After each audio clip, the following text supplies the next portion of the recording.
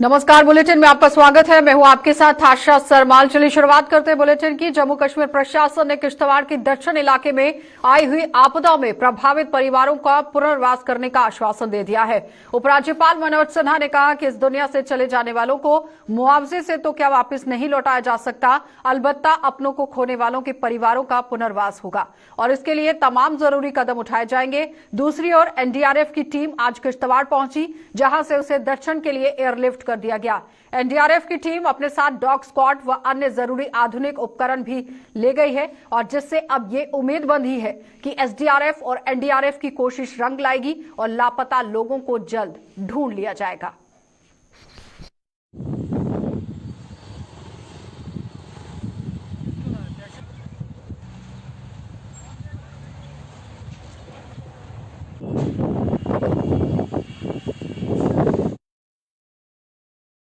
उपराज्यपाल मनोज सिन्हा ने लोगों को पेश आ रही दिक्कतों के लिए सरकारी परियोजनाओं की सुस्त रफ्तार को जिम्मेदार ठहराया है। कठुआ में आज पशुधन मेले का यहां आयोजन किया गया था। उद्घाटन इसका करने पर वो पहुंचे हुए थे और उपराज्यपाल ने अपने संबोधन में बिना किसी का नाम लिए जम्मू कश्मीर के निजाम से कुछ अधिकारियों और सरकारी मुलाजिमों को खूब खरी खोटी सुनाई। उपराज्यपाल ने खासतौर पर कुछ बिजली परियोजनाओं का हवाला देते हुए कहा कि जिन परियोजनाओं को आज से 10 साल पहले पूरा हो जाना चाहिए था, वो अभी तक अधर में ही लटकी हुई हैं। उपराज्यपाल ने लापरवाह अधिकारियों को आगाह करने के साथ साथ अपना काम निष्ठा से कर रहे अधिकारियों और मुलाजिमों को भी किसी के दबाव में न आने की सलाह दी। उन्होंने कहा कि जिम्मेदारियों के प्रति लापरवाही को यहां किसी भी सूरत में बर्दाश्त नहीं किया जाएगा। और इससे पहले उपराज्यपाल ने पशुधन मेले का आज औपचारिक तौर पर उद्घाटन किया और कठुआ के हीरानगर इलाके में 2 दिवसीय ये मेला बुधवार को शुरू हुआ था, लेकिन बारिश की वजह से इसकी अवधि अब कल तक बढ़ा दी गई है। उपराज्यपाल ने इसमें भाग लेने वाले किसानों और सरकारी योजनाओं का लाभ लेने वाले किसानों को भी मुबारकबाद दी।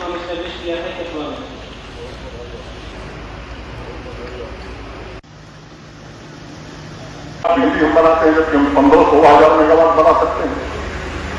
ट्रांसमिशन और डिस्ट्रीब्यूशन के काम जो 14 साल 15 साल पहले शुरू हुए थे वो आज तक पूरा नहीं हुए। अभी पिछली बार जब मैं जम्मू आया था तो कई ऐसे कामों का लोकार्पण हमने किया जो 15 साल पहले शुरू हुए थे, 10 साल पहले बन जाने चाहिए।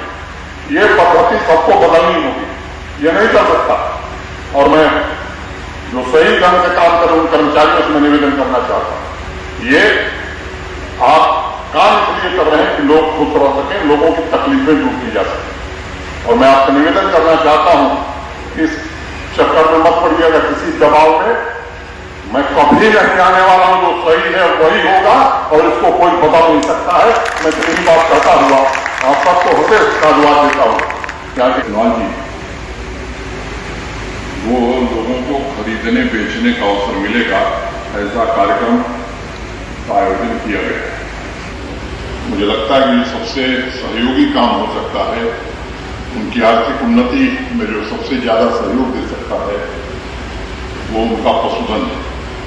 और मुझे इस बात की खुशी है कि पशुपालन के क्षेत्र में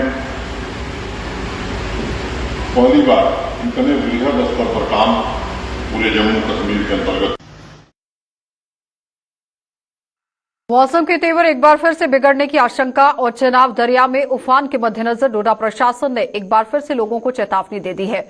प्रशासन द्वारा लोगों को चेनाब दरिया के नजदीक न जाने की तकदीद कर दी गई है, आह्वान किया गया है, अपील की गई है और शहर में बाकायदा अनाउंसमेंट कर लोगों को फिलहाल चेनाब से दूर रहने को कहा गया है। और इसके अलावा अन्य नदी नालों में भी जल स्तर बढ़ने की आशंका के मद्देनजर लोगों को आगाह किया जा रहा है। तमाम हजरात आज दफ्तर म्युनिसिपल काउंसिल डोडा बहुकुम जनाब एग्जीक्यूटिव ऑफिसर सहायक म्युनिसिपल काउंसिल डोडा अंदर हदूद म्युनिसिपल काउंसिल डोडा में रहने वाले तमाम हजरात को हिदायत की जा रही है कि मौसम खराब होने की वजह से दरिया में किसी भी वक्त पानी ऊपर चढ़ सकता है। इसलिए तमाम लोगों से पुरजोर अपील की जाती है कि दरियाई चिनाब के नजदीक जाने से परहेज करें।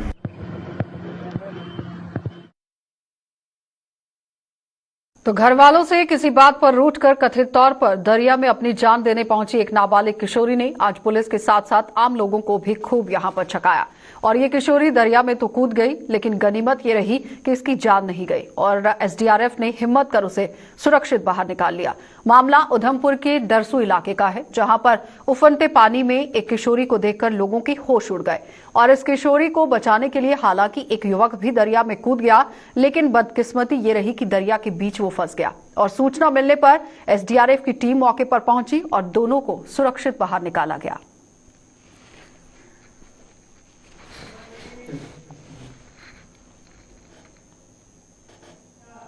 तो जम्मू यूनिवर्सिटी से बीपीएड और एमपीएड के कर रहे जो स्टूडेंट्स हैं, वो पाठ्यक्रम के तहत भद्रवा की खूबसूरत वादियों में उनका ट्रेनिंग प्रोग्राम शुरू किया गया है। और खास बात यह है कि 10 दिवसीय इस कैंप के आयोजन में भारतीय सेना अपना योगदान दे रही है, जिसमें भाग लेने वाले करीब 200 स्टूडेंट्स को विपरीत परिस्थितियों से निपटने के तौर तरीके के बारे में जानकारी दी जा रही है। और जम्मू यूनिवर्सिटी के sports and physical education department के अंदर भी आप देखिए, जो डिपार्टमेंट के डायरेक्टर हैं, उन्होंने बताया कि ऐसे कैंप वार्षिक कैलेंडर का हिस्सा रहते हैं, जिनमें बीपीएड और एमपीएड स्टूडेंट्स को ज्ञान दिया जाता है।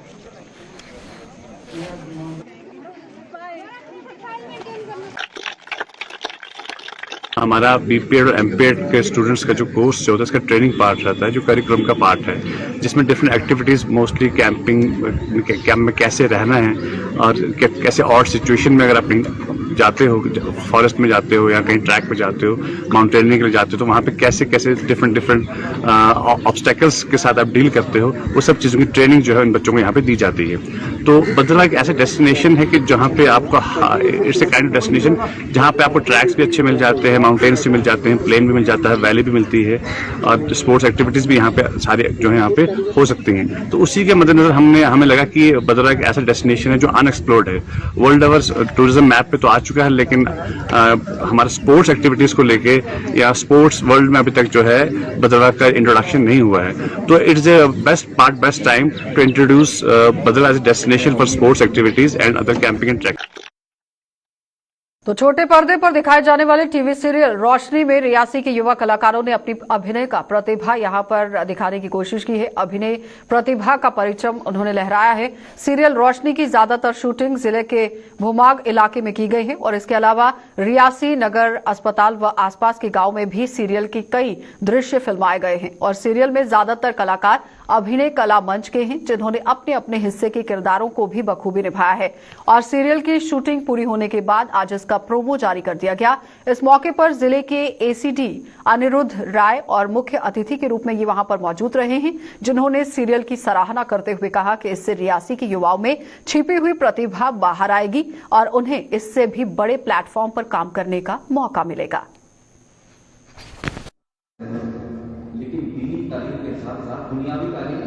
मैं सबसे पहले बताना चाहता हूं कि आज से जब 1.5 साल पहले मैंने जहां रियासी डिस्ट्रिक्ट में ज्वाइन किया था, तभी इसकी जो शूटिंग थी वो बुमाग एरिया में शुरुआत हुई थी। तो मैं तभी इन कलाकारों से और इनके डायरेक्टर प्रोड्यूसर से मिला था, तभी बड़ा उल्लास था, जोश था। और हमारा जो एरिया बुमाग का एरिया अब इससे एक नेशनल यानी कि इंटरनेशनल प्लेटफॉर्म पे आ जाएगा और जो हमारे युवाओं को एक नया रास्ता मिलेगा। एक आज के टाइम में कलाकारों के लिए बहुत सारे प्लेटफॉर्म्स हैं, नेटफ्लिक्स, अमेजोन। वही है कि लोकल टैलेंट इससे उभर के आएगा और हमारा जो लोकल जहाँ का डोगरा कल्चर है, जहाँ बाकी हमारे कल्चर के हिस्से हैं, वो एक नेशनल और इंटरनेशनल लेवल पे लोगों को दिखाए जाएंगे। और हमारे युवाओं को ना कि सिर्फ आमदनी ही नहीं, बल्कि उनकी जो कला है वो भी एक अच्छे लेवल पे प्रदर्शित। तो सुचेतगढ़ के गांव नानोवाली की बद से बदतर हो चुकी हालत के विरोध में कांग्रेस नेता मोहन चौधरी ने आज स्थानीय लोगों को साथ लेकर डीडीसी सदस्य तरनजीत सिंह टोनी के खिलाफ प्रदर्शन किया। और चौधरी ने गांव में एक पुराने तालाब और सड़कों का हवाला देते हुए टोनी को यहां खूब खरी खोटी सुनाई। और चौधरी ने आरोप लगाया कि टोनी ने डीडीसी चुनावों से पहले यहां नानोवाली के लोगों के साथ जो वादे किए थे, आज तक उनमें से एक भी वादा पूरा नहीं किया। और साफ तस्वीरों में आप देखिए किस तरह से जलमग्न ये यहां पर सड़कें हो चुकी हैं, लेकिन इस तरफ कोई भी ध्यान नहीं दिया जा रहा। DDC member Tony, DDC member Tony, DDC member Tony, DDC Tony ji जो इलेक्शन के पहले वादा करके गए थे, मैं इस तालाब को 4 दिन में साफ कराऊंगा। फौरी तौर पे जब मैं जीत गया इसको एक नक्शा बदल दूंगा। मैं पूछना चाहता हूं सरदार जी को, कहां है आपका वो प्रोग्राम, कहां आपकी वो बातें। और बेशर्म, तू रोज मीडिया में बोलता है मैंने 4 चांद लगा देती है सुचेतगढ़ में, मैंने वहां क्रांति ला दी है। ये क्रांति है आपकी? ये हमारे गांव की हाल है, जहां से लोगों ने 10 वोट खिलाफ दिए, जो 400-500 वोट गांव का तो सब ऋषि टोनी को दिया। उन्हें इसलिए दिया कि ये लोग हमारा काम करेंगे। ये जितने भी जीत के गए हैं सब बेशर्म लोग हैं। मुझे वोट नहीं चाहिए, मैं वोट की राजनीति नहीं करता। आज को इलेक्शन ही पे मुझे वोट चाहिए, मुझे इस गांव का भला चाहिए। अगर कोई महामारी आके, कोरोना ने इतनी तबाही मचा दी हमारे हिंदुस्तान में, हमारे गांव में इस बार लाखों लोग। कुछ समय पहले करीब 5 महीने आंदोलन कर चुके धर्मार्थ ट्रस्ट के मुलाजिमों और मैनेजमेंट में फिर से तनातनी का माहौल पैदा हो गया है और धर्मार्थ ट्रस्ट एम्प्लॉयज एसोसिएशन की मैनेजमेंट पर कई संगीन आरोप लगते हुए नजर आ रहे हैं। आगाह किया गया है और पानी सर से अब ऊपर होने पर वो अपना आंदोलन दोबारा से शुरू करने में पूरी तरह से गुरेज भी नहीं करते हुए नजर आएंगे। इस तरह से चेतावनी भी देते हुए नजर आए।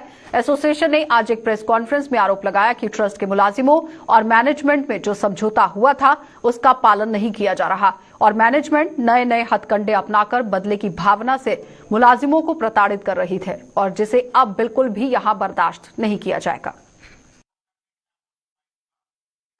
बातें हुई, मेमोरेंडम जो साइन हुआ MOU, उसके बाद मैनेजमेंट ने पुनः अपनी जो नीति है वो कूटनीति में परिवर्तित करके वही परिस्थितियां दोबारा बहाल करने का प्रयास कर रहे हैं, जिसमें कर्मचारियों को प्रताड़ित किया जा रहा है।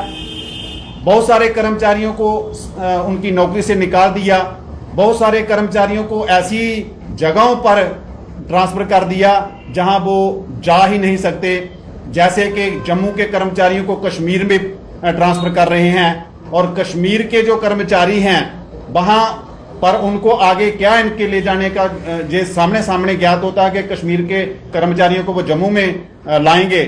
ऐसे ही कई सारे जो हमारे कर्मचारी हैं उनकी वेतन बंद कर दी है। ऐसे कई स्थान हैं जहां पर उनका मन कर रहा है कि इस स्थान की वेतन रिलीज कर दी जाए तो वो कर रहे हैं, और जिस स्थान की वेतन रिलीज नहीं करने का उनका मन है वो नहीं कर रही। एजिटेशन वगैरह हैं, इस करने में उनकी कोई धंधा नहीं है, लेकिन विवश करोगे तो उसके लिए वो साक्षात तैयार भी है। जय श्री राम।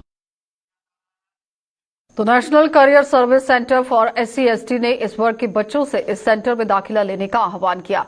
सेंटर का दावा है कि 12वीं कक्षा का पड़ाव पार कर चुके स्टूडेंट्स के लिए नेशनल करियर सर्विस यहां सेंटर द्वारा करवाए जा रहे कोर्स उनका भविष्य संवारने में बेहद कारगर साबित हो सकते हैं। तो सेंटर के अधिकारी शाहसाब जो चौधरी हैं, इनका नाम शाहबाज चौधरी है और आज एक प्रेस कॉन्फ्रेंस के दौरान SC/ST वर्ग के बच्चों से ये आह्वान करने के साथ साथ उन्हें सेंटर में दाखिला लेने की औपचारिकताओं से भी अवगत करवाया गया।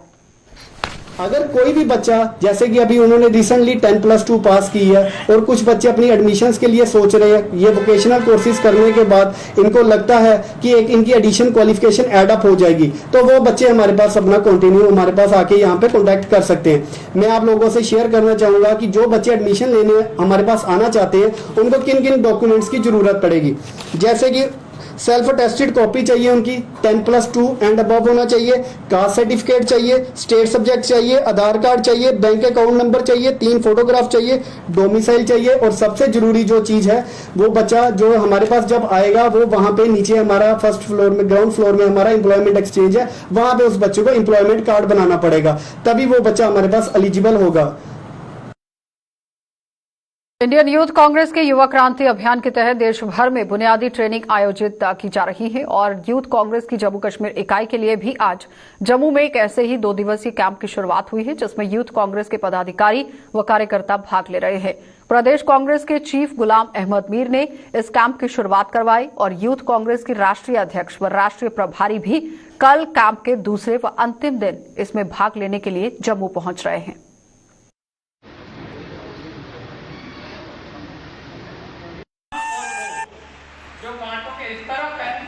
नमस्कार। आज जम्मू कश्मीर यूथ कांग्रेस बुनियादी ट्रेनिंग प्रोग्राम यूथ कांग्रेस का यहाँ पे कर रही है। पूरे जम्मू कश्मीर के यूथ कांग्रेस के office bearers, district office bear और स्टेट ऑफिस बेयर यहाँ पे आए हैं। यहाँ पे 2 दिन की ट्रेनिंग लेंगे और ज़्यादा ट्रेनिंग लेकर, ज़्यादा देश की सेवा की भावना लेकर यहाँ से जाएंगे। हमारे राष्ट्रीय अध्यक्ष श्रीनिवास जी, राष्ट्रीय प्रभारी कृष्ण एलोवेरा जी, वो भी कल यहाँ पे आ रहे हैं।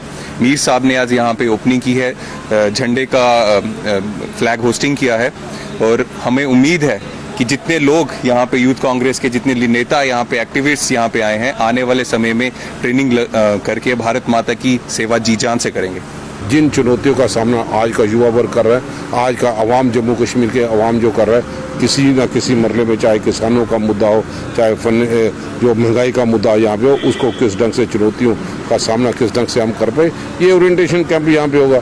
और मैं समझता हूँ, फख्र महसूस करूँ, बड़े ही अच्छे डिसिप्लिन तौर पे ये कैंप यहाँ पे लगाया। नौजवान साथी जो ऊपर थे, हमारे कौम के नेता यहाँ पे हैं, बहुत ही अच्छे ढंग से नेतृत्व यहाँ पे कर सकते हैं। आने वाले दिनों में तमाम मुद्दों को उभारने का प्रयास भी यहाँ पे किया जाए ताकि उसका सोल्यूशन भी हम निकाल पाए।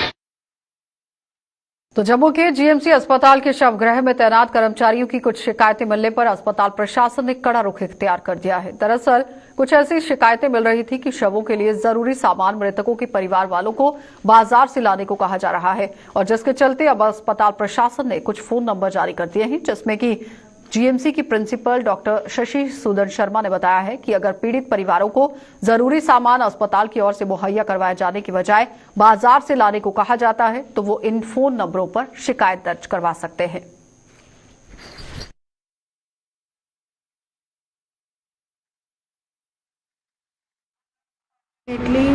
कोई शव ही वहाँ पे होते हैं और पोस्टमार्टम के लिए या किन्हीं वजहों से कोई मेडिको लीगल केसेस भी या कोविड के केसेस कोई हों, तो ऐसे हालात में भी अगर कुछ ऐसा होता है तो उस पर स्ट्रिक्ट एक्शन लिया जाएगा।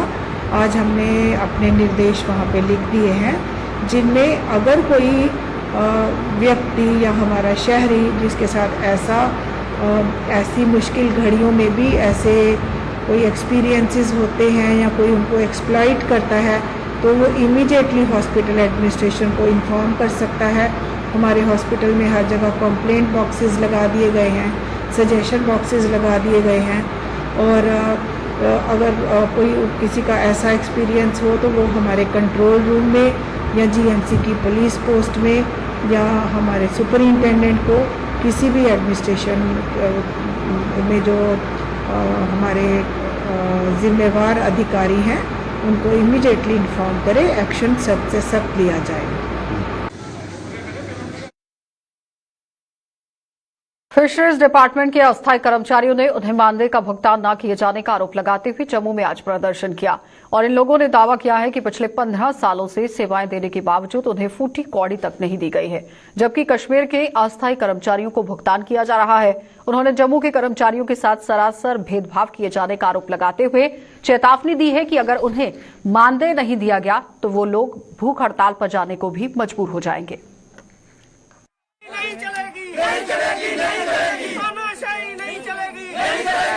जितने भी लड़के हमारे जम्मू में हैं, वो पिछले 15 साल से डिपार्टमेंट को सेवाएं दे रहे हैं विदाउट सैलरी। हमें सैलरी नहीं दी जा रही। जब भी हम डायरेक्टर साहब के पास जाते हैं, किसी के पास भी जाते हैं, तो हमें बोला जाता है फंड्स आएगा, मिल जाएगा, काम हमसे लिए जा रहा है, मगर हमें बेसिस नहीं दी जा रही।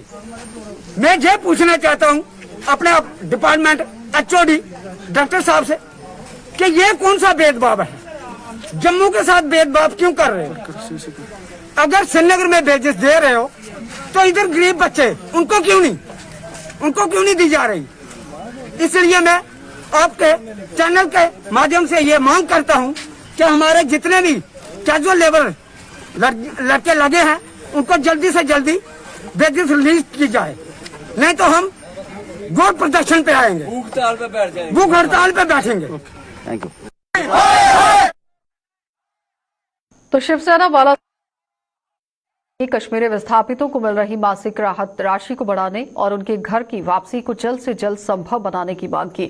आज एक पत्रकार वार्ता के दौरान प्रदेश अध्यक्ष मनीष साहनी ने कश्मीरी विस्थापितों के हक में आवाज बुलंद करते हुए कहा कि पिछले 32 सालों से विस्थापितों के लिए शिविरों में जीवन बिताना एवं महंगाई के इस दौर में गुजर बसर करना बहुत मुश्किल हो चुका है, और मात्र 13,000 की मासिक राशि में परिवार का पालन पोषण, बच्चों की पढ़ाई, दवाइयों का खर्च लगभग असंभव है।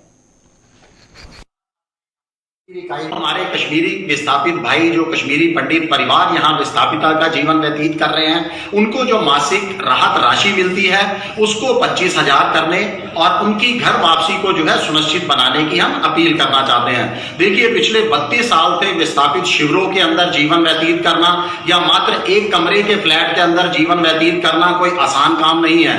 वही महंगाई के दौर के अंदर मात्र 13,000 रुपए मासिक भत्ते के ऊपर, मासिक राहत राशि के ऊपर अपना घर, पढ़ाई, दवाइयों का खर्चा चलाना, ये भी लगभग असंभव है। तो इन तमाम से कश्मीरी परिवारों से जो हमें जानकारी मिल रही है कि इनके लिए 2 वक्त की रोटी खाना भी लगभग असंभव बन चुका है। तो हम प्रधानमंत्री माननीय नरेंद्र मोदी जी से, जम्मू कश्मीर के उपराज्यपाल माननीय मनोज सिन्हा जी से अपील करते हैं कि जल्द से जल्द इनकी घर वापसी को जो है सुनिश्चित बनाया जाए और इनको जो मिलने वाली राहत राशि है उसको 13,000 से बढ़ाकर 25,000 कर दिया जाना चाहिए। तो पानी की समस्या को लेकर डिग्याना में लोगों ने जल शक्ति विभाग के खिलाफ प्रदर्शन किया, नारेबाजी की और प्रदर्शन कर रहे लोगों का आरोप था कि गर्मी के मौसम में पानी की समस्या से लोग परेशान हैं, लेकिन जल शक्ति विभाग उनकी समस्याओं का समाधान करने में अभी तक असफल सिद्ध हुआ है, जिसके कारण उन्हें सड़कों पर आने को अब मजबूर होना पड़ रहा है।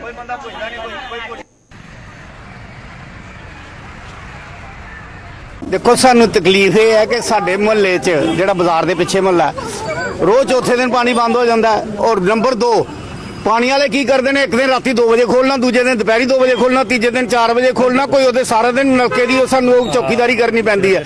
ये काम जिहड़ा ये भी बंद होना चाहिए। और जिहड़ी रोज मोटर सड़दी है, इन्हां दी मोटर ज्यादा सड़दी है, कमीशन ले लेंदे ने उत्थों जाके और कमीशन लैके ते उहदे कप वगैरह पाउंदे नहीं है, फ्री च करा लेंदे काम। और जेड़े को पूछो कोई जे टैलीफोन नहीं चुकता, यही टैलीफोन नहीं चुकता, फलाना नहीं चुकता, जाओ जी एक अफसर इन्हें है रखा जेड़ा लोकल है इत्थे दा, बस मुंडा कोई लोकल जेड़ा खोलदा पानी, ओदा अपना टाइम है, ओदा अपना टाइम है। जे उन्होंने आखो आखदे जी आपे पापा जी खोल छड़ गए, खोलना की राती 2 बजे पानी खोलते, कदे सवेरे 4 बजे खोलते, कदे 8 बजे, कदे 10 बजे। तो असीं कोई सारा दिन पानी की चौकीदारी थोड़ी करनी है और काम भी जाना लोगों ने। इस वास्ते इन्होंने चाहिए असीं कट्ठे नहीं होंदे, असीं कट्ठे नहीं होंदे, कट्ठे हो गए इन्हां दा सिर फाड़ने जाके इन्हां दा मैं दफ्तर तोड़ांगे, फिर इन्होंने नहीं समझ आएगी। सबसे ज्यादा प्रॉब्लम हमें आ रही है उसका ये है, 15 दिन के बाद या 20 दिन के बाद इनकी मोटर सड़ जाती है, कभी ट्रांसफार्मर सड़ गया, कभी कुछ हो गया। अभी जो रिसेंटली इश्यू हुआ है वो ये है, मंडे से यहाँ सोमवार से लेके आज तक 4 दिन हो गए हमारा ट्रांसफार्मर सड़ा हुआ है। और मैंने पर्सनली खुद इनिशिएटिव लेते हुए मैंने चीफ इंजीनियर साहब को फोन किया, नहीं उठाया, एक्शन साहब को किया, नहीं उठाया, डब्ल्यू साहब जो अनिल जी हैं उनको फोन किया, उन्होंने रिस्पांस दिया कि हमारा जो ट्रांसफार्मर है वो सड़ गया, हमारे पास है नहीं है, वो रिपेयरिंग के लिए वर्कशॉप गया, वो कल आ जाएगा। उन्होंने ये मेरे को दिलासा दिया। उसके बाद मैंने जेई को किया, जो राजेंद्र जी हैं, राजेंद्र जी का कहना मैं ट्रांसफर हो गया हूँ। ट्रांसफर के बाद वो जो संजीव नए आए उनको किया, वो कहते हैं साहब मैं अभी चार्ज लूंगा, चार्ज लेने के बाद इसको देखूंगा।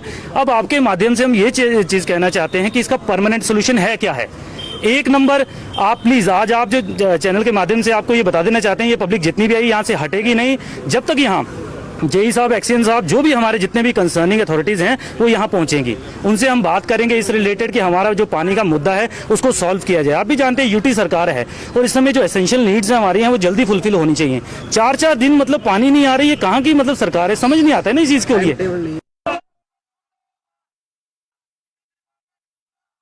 चलिए में फिलहाल इतना ही। देश और दुनिया की खबरों के लिए आप बने रहिए हमारे साथ।